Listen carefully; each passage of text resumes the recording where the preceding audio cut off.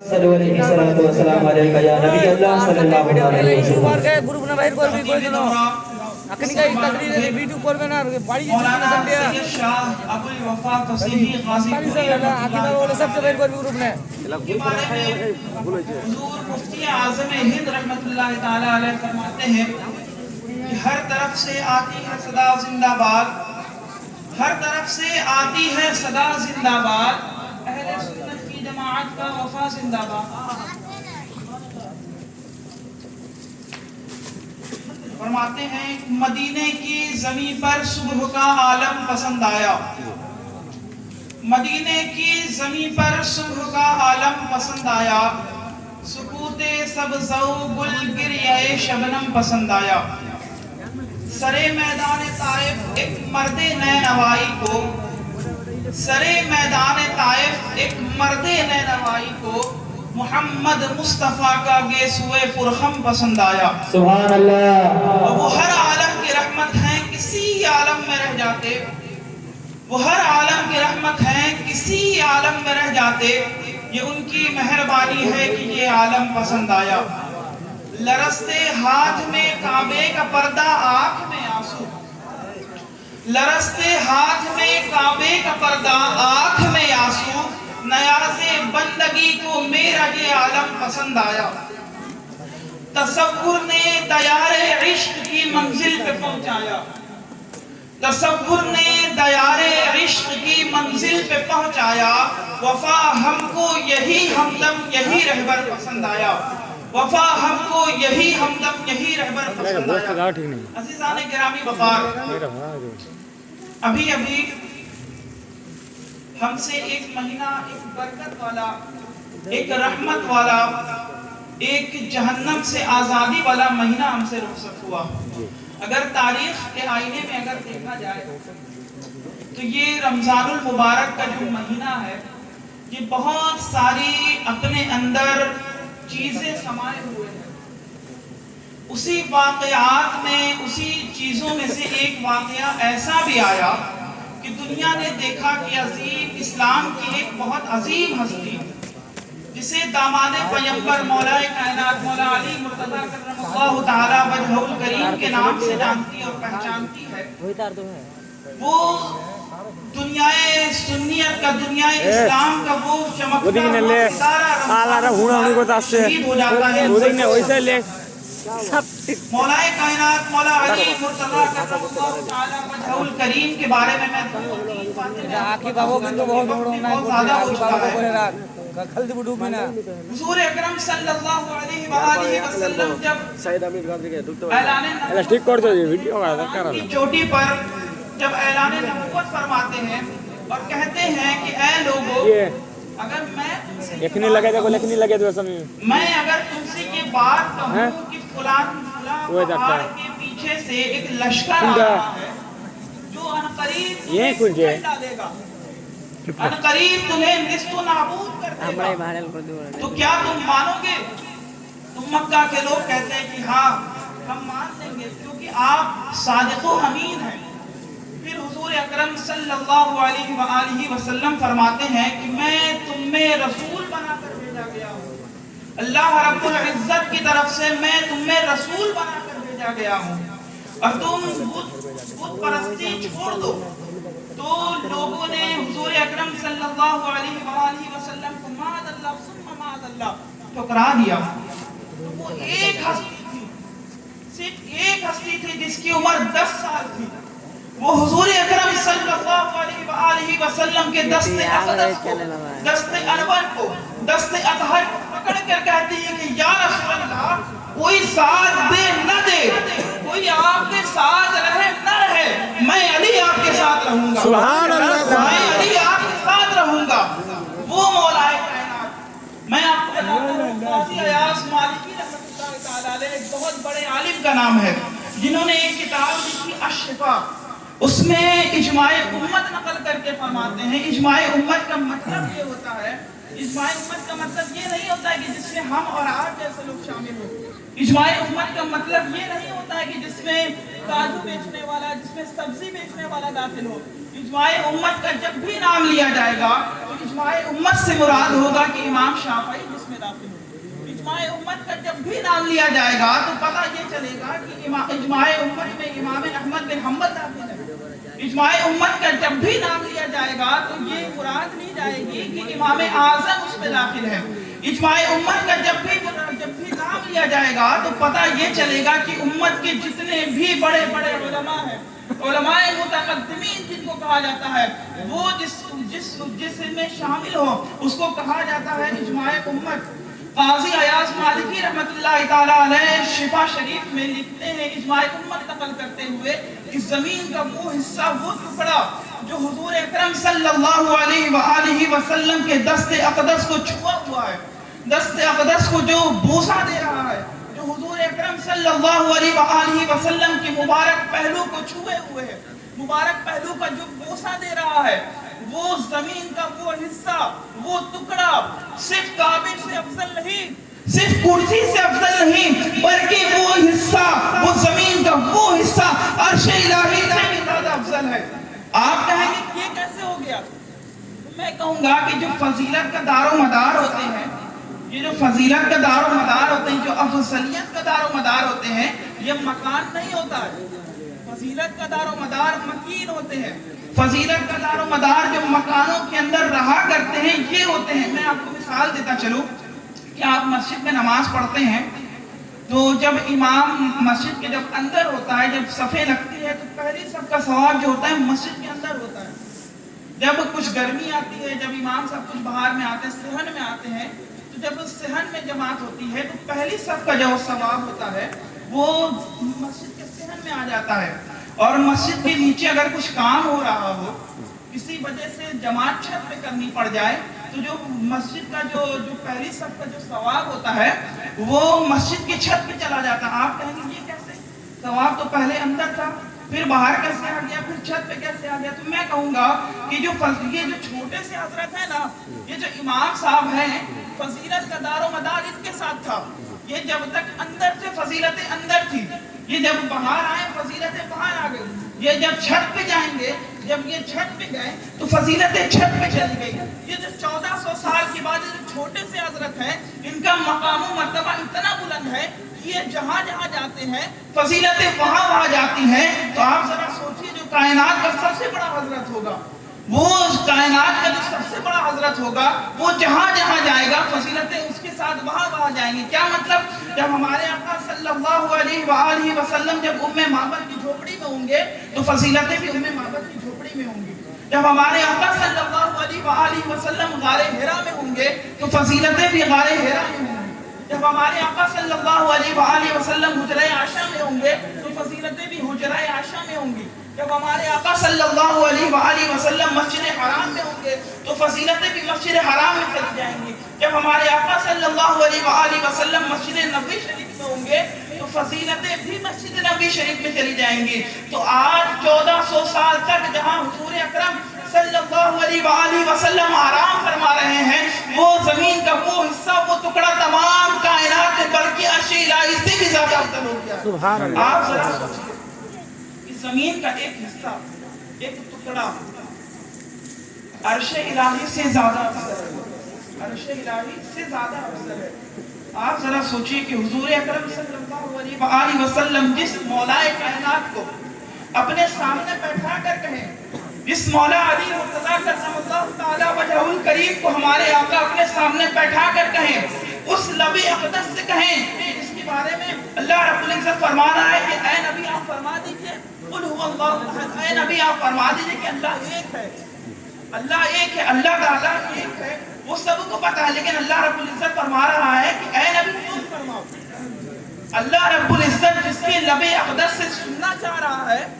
अल्लाह रब्बुल इज़्ज़त जिसके लबे अक़दस से ये सुनना चाह रहा है कि मैं एक हूँ, उस लबे अक़दस से जब मौलाए कायनात के बारे में हुजूर फरमा रहे हैं कि अली जिस्म का जिस्मी, लहमो का लहमे, तो उस अल्लाह ही जानता है उस अली का मकाम व मर्तबा क्या है। अल्लाह ही जानता है उस अली का मकाम व मर्तबा क्या है। मैं आपको बताता चलूं, उसी अली के एक औलाद गाज़ीपुर की सरजमीन पर जब आती है, जिनको हम और आप इमामुल हरमैन हज़रत मौलाना सैयद शाह मोहम्मद फसीह गाज़ीपुरी रहमतुल्लाह तआला अलैह कहते हैं। وہ جب ایسے تو بہت سارے بزرگان دین تقریباً سبھی بزرگان دین حج کعبہ کے لیے گئے، لیکن جب حضور اکرم صلی اللہ علیہ وآلہ وسلم کی خاص جب نظر کرم ہوئی، جب ہمارے دادا حضرت شاہ مولانا محمد فصیح قاضی پوری رحمۃ اللہ تعالی علیہ جب حرم شریف جاتے ہیں اور جب حج کر چکے ہوتے ہیں اور جب مسجد حرام میں جب آنے کا ارادہ کرتے ہیں تو امام کعبہ کے خواب میں حضور اکرم صلی اللہ علیہ وآلہ وسلم تشریف فرماتے ہیں۔ امام کعبہ کے خواب میں حضور تشریف فرماتے ہیں اور کہتے ہیں کہ میرا ایک غلام آیا ہے، ہندوستان کی سرزمین سے میرا ایک غلام آیا۔ کس کے خواب میں حضور فرما رہے ہیں؟ امام کعبہ کے کیا فرما رہے ہیں کہ ہندوستان کی سرزمین سے میرا ایک غلام آیا ہے۔ اسی طرح اس سے 350 سال پہلے اسی طرح حضور ایک اور بزرگ کے لیے حضور فرماتے ہیں کہ ایک میرا غلام آیا ہے جس کا تعلق افغانستان سے ہے، اس کو میری بارگاہ میں نہ آنے دینا۔ اس کو ہم اور آپ حضرت عبد الرحمن جامی رحمۃ اللہ تعالی علیہ کے نام سے پہچانتی ہے۔ انہوں نے ایک کلام لکھا تھا اور ان کی یہ خواہش تھی کہ اس کلام کو حضور کی بارگاہ میں جا کر پڑھوں۔ وہ جب حج کر لیتے ہیں، جب وہ ارادہ کرتے ہیں کہ مسجد نبوی شریف جب حضور کی بارگاہ میں جانے کا، تو جو مکہ کا جو گورنر رہتا ہے اس کے خواب میں حضور تشریف لاتے ہیں اور فرماتے ہیں کہ میرا ایک غلام ایک شخص آیا ہے جس کا نام عبد الرحمن جامی ہے، اس کو میری بارگاہ میں نہ آنے دینا۔ ادھر کہہ رہے ہیں کہ میری بارگاہ میں میرا ایک غلام آیا ہے، اس کو کہنا امامت کرنے کے لیے، ادھر کہہ رہے ہیں کہ میرے غلام کو نہ آنے دینا۔ کیا بات ہے، کیا وجہ ہے؟ ایک بزرگ فرماتے ہیں، بہت اچھا شعر ایک بزرگ فرماتے ہیں کہ اپنی بربادی پہ خوش ہوں یہ سنا ہے جب سے، اپنی بربادی پہ خوش ہوں یہ سنا ہے جب سے، وہ جسے اپنا بناتے ہیں لٹا دیتے ہیں، وہ جسے اپنا بناتے ہیں مٹا دیتے ہیں۔ حضرت عبد الرحمن جامی رحمۃ اللہ تعالی علیہ کو روک دیا جاتا ہے کہ آپ مسجد نبوی شریف میں نہیں جا سکتے، آپ حضور اکرم صلی اللہ علیہ وآلہ وسلم کی بارگاہ میں نہیں جا سکتے۔ تو حضرت عبد الرحمن جامی بہت اداس ہو جاتے ہیں، لیکن چھپ کے وہ جانے لگتے ہیں حضور کی بارگاہ میں، وہ چھپ کے جانے لگتے ہیں۔ پھر دوسرے دن حضور پھر خواب میں تشریف لاتے ہیں گورنر مکہ کے اور فرماتے ہیں کہ میرا غلام جو تھا عبد الرحمن جامی وہ آنے لگا ہے میری طرف، اس کو روکو، میری طرف نہ آنے دینا، اس کو میری بارگاہ میں نہ آنے دینا، اس کو میری طرف نہ آنے دینا۔ تو ان کو لگتا ہے گورنر مکہ کو کہ یہ بہت گنہگار شخص ہے، جس کو حضور نے دو بار منع کر چکے ہیں، حضور جن کو 2 بار منع کر چکے ہیں وہ بہت گنہگار شخص ہے۔ اس وجہ سے حضرت عبد الرحمن جامی رحمۃ اللہ تعالی علیہ کو گورنر مکہ جیل میں داخل کر دیتے ہیں، جیل میں ڈال دیتے ہیں۔ تو جب گورنر مکہ کو جب گورنر مکہ نے جب امام عبد الرحمن جامی رحمۃ اللہ تعالی علیہ کو جب جیل میں ڈالا تو حضور تیسرے دن پھر خواب میں تشریف لاتے ہیں اور فرماتے ہیں کہ وہ میرا غلام ہے، وہ کوئی مجرم نہیں ہے، وہ میرا غلام ہے، وہ اس نے کوئی جرم نہیں کیا ہے۔ تو گورنر مکہ کہتے ہیں کہ ایک غلام بھی ہے اور آپ اپنی بارگاہ میں آنے سے روک بھی رہے ہیں، یہ کیا وجہ ہے؟ تو حضور اکرم صلی اللہ تعالی علیہ وآلہ وسلم ارشاد فرماتے ہیں کہ سنو، اس نے ایک کلام لکھا، ایک نعت لکھی ہے اس نے، اگر وہ میری بارگاہ میں آ کے پڑھ دیا اس کے کلام تو مجھے اپنی قبر انور سے نکلنا پڑے گا، میں اپنی قبر انور سے مجھے نکلنا پڑے گا، اور جب میں نکلوں گا تو فساد برپا ہو جائے گا۔ اس کو عبد الرحمن جامی کو نہ آنے دینا۔ وہ کلام کیا تھا؟ حضرت عبد الرحمن جامی رحمۃ اللہ تعالی علیہ کا وہ کلام یہ تھا، ابھی ذہن میں نہیں آ رہا ہے، میں آپ کو سناتا ہوں۔ اور یہی بات ہے کہ حضور اکرم صلی اللہ تعالی علیہ وآلہ وسلم صرف خواب میں تشریف نہیں لاتے ہیں، حضور اکرم صلی اللہ تعالی علیہ وآلہ وسلم بنفس نفیس بھی غلاموں کو نوازا کرتے ہیں۔ میں آپ کو بہت سارے ایسے واقعات ہیں، لیکن میں آپ کو ایک واقعہ ایسا بتاؤں گا جس کو ابن تیمیہ نے بھی نقل کیا۔ ابن تیمیہ اپنا بندہ نہیں، ابن تیمیہ ایک وہابیوں کا بندہ ہے، اس نے بھی ایک روایت کو نقل کیا ہے۔ اس نے لکھا ہے کہ حضرت امام سعد الدین تفتزانی رحمۃ اللہ تعالی علیہ کا واقعہ، کہ حضرت امام سعد الدین تفتزانی رحمۃ اللہ تعالی علیہ امام قطب الدین رازی رحمۃ اللہ تعالی علیہ کے شاگرد تھے، اور وہ بہت کند ذہن تھے، بہت کمزور ذہن کے تھے۔ ان کو کچھ بھی کتابیں پڑھتے تھے تو انہیں یاد نہیں ہوا کرتی تھی، وہ بہت رویا کرتے تھے، بہت گریہ وزاری کیا کرتے تھے، بہت زیادہ رویا کرتے تھے۔ ایک مرتبہ کیا ہوتا ہے کہ وہ اپنے کتابوں کو سامنے رکھ کے رات میں پڑھ رہے ہوتے ہیں اور رو رہے ہوتے ہیں کہ یا اللہ میں کند ذہن ہوں، میں کمزور ذہن کا، اس میں میری تو کوئی غلطی نہیں، یا اللہ میں کند ذہن ہوں، میں کمزور ذہن کا ہوں، اس میں میری تو کوئی غلطی نہیں نہ ہے، تو یا اللہ تو میرے اخلاص کو جان رہا ہے، تو میری اخلاص کو جان رہا ہے، یا اللہ میں معاف فرما دے، اور مجھے کچھ ایسا وظیفہ، یا اللہ مجھے کچھ ایسا ترکیب بتا دے کہ مجھے کتابیں یاد ہو جائیں۔ تو اتنے دیر میں حضرت امام صاحب الدین تبستانی رحمۃ اللہ تعالی علیہ کے دروازے پہ دستک ہوتی ہے، اور جب دروازے پہ دستک ہوتی امام صاحب الدین پوچھتے ہیں کہ کون ہے، کون ہے؟ تو باہر سے آواز آتی ہے اے صاحب الدین چلو سیر پہ چلتے ہیں، اے صاحب الدین چلو سیر پہ چلتے ہیں، چلو سیر کرنے چلتے ہیں۔ امام صاحب الدین تبستانی کو کتابیں نہیں یاد ہو رہی ہیں، لیکن پھر بھی کہتے ہیں کہ مجھے سیر کے لیے تو نہیں نہ بنایا گیا ہے، میرے بنانے کا مقصد، میرے پیدا ہونے کا مقصد سیر تو نہیں نہ ہے، میرے پیدا ہونے کا مقصد سیر تو نہیں نہ ہے، تو میں لہذا سیر کو نہیں جاؤں گا، میں سیر نہیں کروں گا۔ تو تھوڑی دیر بعد پھر دستک ہوتی ہے کہ اے سعد الدین چلو سیر کو چلتے ہیں، اے سعد الدین چلو سیر کو چلتے ہیں۔ امام سعد الدین تبستانی کہتے ہیں کہ مجھے سیر کے لیے تو نہیں بنایا گیا ہے، میرا مقصد، میرا پیدا ہونے کا مقصد سیر تو نہیں ہے، میں لہذا سیر نہیں کروں گا۔ تو امام سعد الدین تبستانی رحمۃ اللہ تعالی علیہ کے دروازے پہ تیسری بار جب دستک ہوتی ہے تو امام سعد الدین اب کی بار اس بار پوچھتے ہیں کہ کون ہے، کون دروازے پہ دستک دے رہا ہے؟ تو باہر سے آواز آتی ہے کہ اے سعد الدین تم جس کی کتابیں پڑھ رہے ہو، اے سعد الدین تم جس کا دین پڑھ رہے ہو، اے سعد الدین تم جس کے لیے اپنے دن اور رات کو ایک کیے ہوئے ہو، وہ مدینے والے آقا آئے ہیں، حضور اکرم صلی اللہ تعالی علیہ وآلہ وسلم امام سعد الدین تبستانی رحمۃ اللہ تعالی علیہ کے دروازے پر بنفس نفیس تشریف لاتے ہیں، اور جب امام سعد الدین تبستانی یہ سنتے ہیں،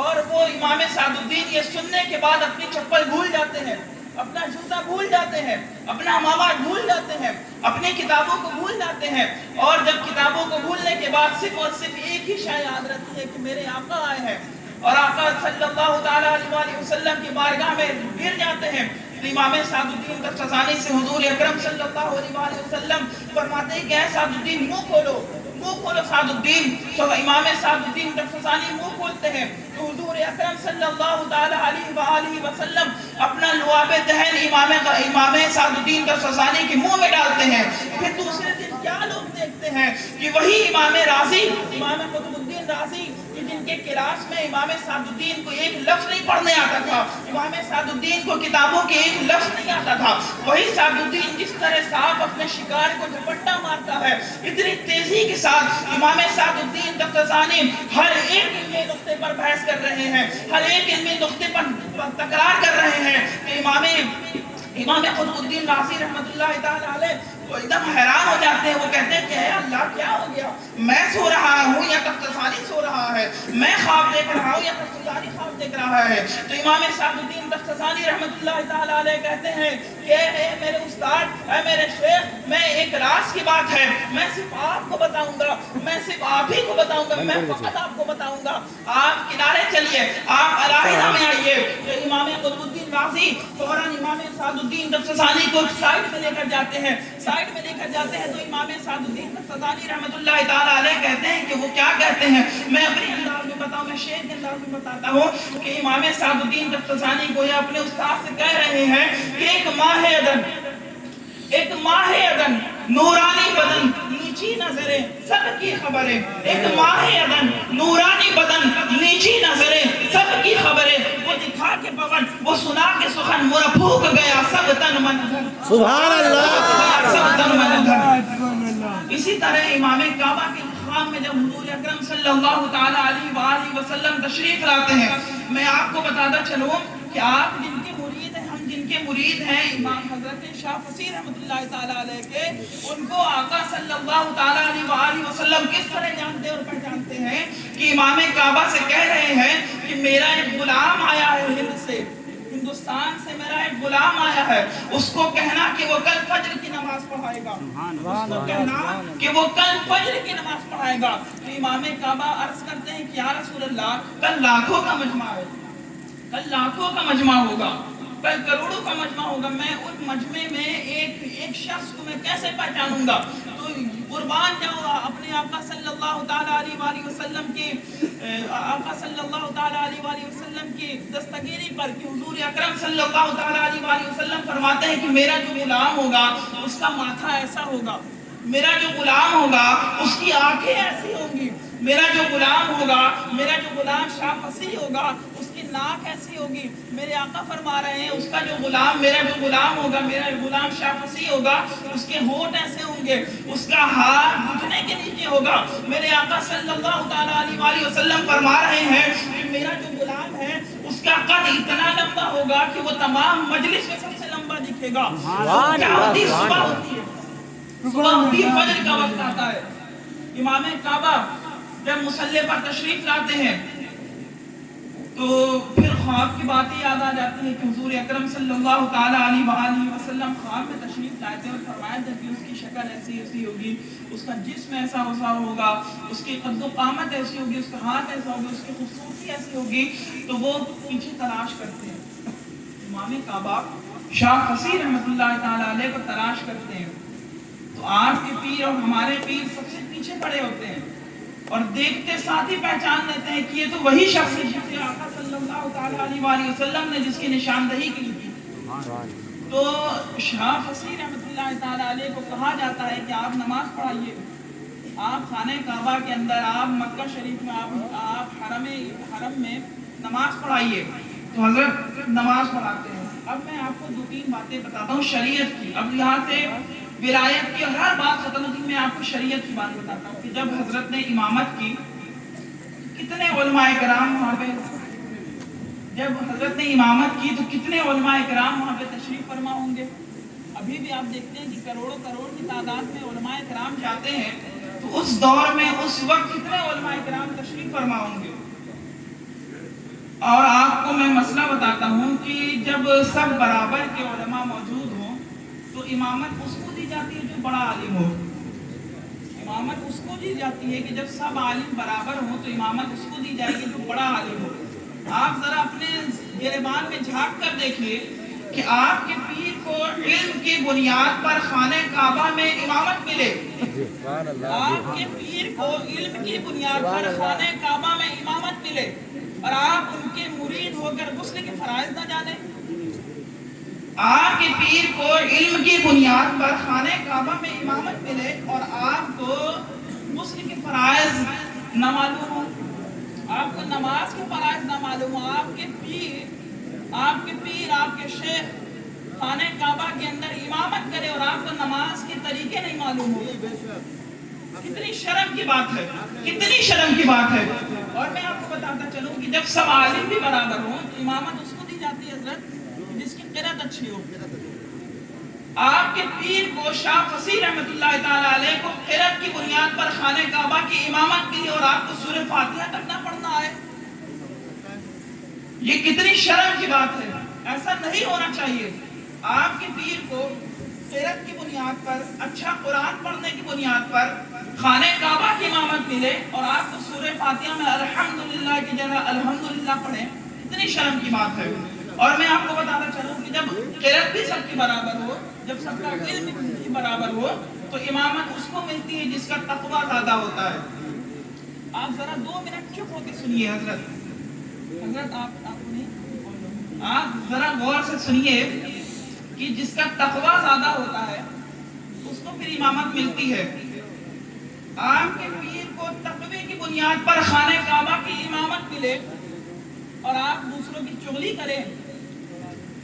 آپ کے پیر کو خانہ کعبہ کی تقوی کی بنیاد پر، پرہیزگاری کی بنیاد پر خانہ کعبہ کی امامت ملے اور آپ 2 بھائیوں کو آپس میں لڑوائیں۔ آپ کے پیر کو تقوی کی بنیاد پر، پرہیزگاری کی بنیاد پر خانہ کعبہ کی امامت ملے اور آپ جوا کھیلیں، آپ ڈریم 11 میں ٹیم بنائیں۔ یہی آپ کے لیے، یہی آپ کا سلسلہ ہے۔ آپ کے سلسلے میں یہی تعلیم دی جاتی ہے، آپ کے سلسلے میں یہی تعلیم دی جاتی ہے کہ آپ کے پیر کو خانہ کعبہ میں تقوی کی بنیاد پر، پرہیزگاری کی بنیاد پر خانہ کعبہ کی امامت ملے اور آپ لوگوں میں جوا کھیلیں۔ آپ کے پیر کو شاہ فصیح رحمۃ اللہ تعالیٰ علیہ کو تقوی کی بنیاد پر خانہ کعبہ کی امامت ملے اور آپ اولاد علی کو دو بھائیوں کا آپس میں لڑوائیں، ایک بھائی سے نفرت کرے ایک بھائی سے محبت کرے۔